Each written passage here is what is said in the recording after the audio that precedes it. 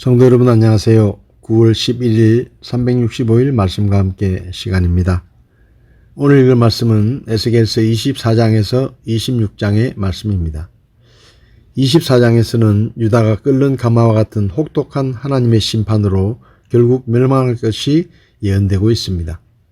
22장에서는 예루살렘 주민들의 죄상이 얼마나 심각한 것인가에 대해 전했고 23장에서는 사마리아보다 더 범죄한 예루살렘의 우상 숭배와 강대국 숭배의 실상을 폭로했습니다. 그리고 이어진 24장에서는 폭로된 예루살렘의 죄상을 근거로 예루살렘이 하나님의 공의로운 심판을 받아 바빌론 왕 느부갓네살에 의해 예외 없이 철저하게 진멸될 것을 두 개의 비유로 기록하고 있는 것입니다.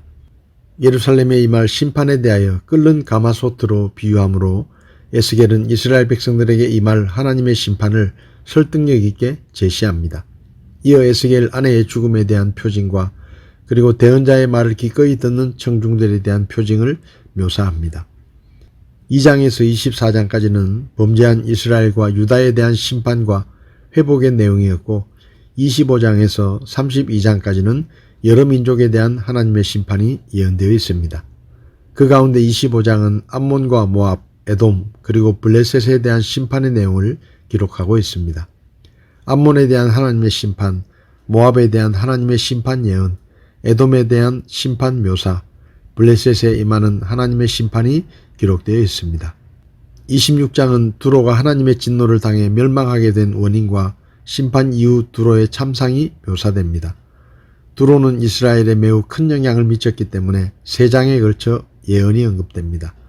두로에 대한 심판을 신탁의 형식을 사용하여 강조하고 두로의 멸망에 대한 이웃 국가들의 반응을 묘사합니다. 그리고 하나님의 최종적 심판에 대해 기록합니다. 오늘 제 마음에 와닿은 말씀은 에스겔서 25장 8절의 말씀입니다. 주 하나님이 이같이 말하노라. 모압과 세일이 이르기를 보라 유다의 집이 모든 이교도들과 같다 하는도다. 에스겔 25장부터는 유다 주변에 있는 나라들에 대한 하나님의 심판 예언이 기록되어 있는데 25장에서는 아브라함의 조카 롯의 후손인 암몬과 모압, 에서의 후손인 에돔과 이스라엘의 오랜 대적인 블레셋에 대한 심판이 예언되어 있습니다. 모압은 하나님의 백성인 유다 나라가 이방민족인 바빌론의 침략을 받아 멸망할 때 그들을 향해 하나님을 믿는 유다 나라도 이방 나라에 망하는 걸 보니 다른 나라보다 나을 것이 없구나 라고 비웃고 조롱했는데 하나님께서는 이들의 행동을 하나님의 주권을 비웃고 대적하는 것으로 여겨 심판하시겠다고 말씀하셨습니다.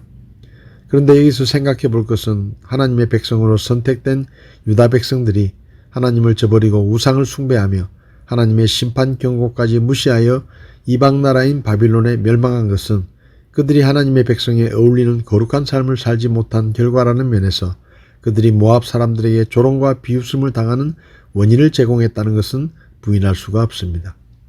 만일 그들이 하나님의 백성이라는 것을 기억하고 하나님을 잘 믿고 그분의 말씀에 순종하고 우상을 믿고 섬기지 않았다면 이방 나라에 짓밟히는 수치를 당하며 나라가 망하는 일도 없었을 것이고 모압 민족에게 비웃음이나 조롱을 받지도 않았을 것입니다.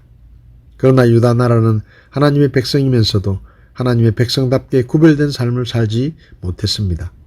눈에 보이는 주변 나라들 사이에서 외교적인 외줄타기에 골몰했지 이른 비와 늦은 비를 주시며 평화와 안녕을 허락하시는 하나님을 의지하며 살아가지 못했습니다.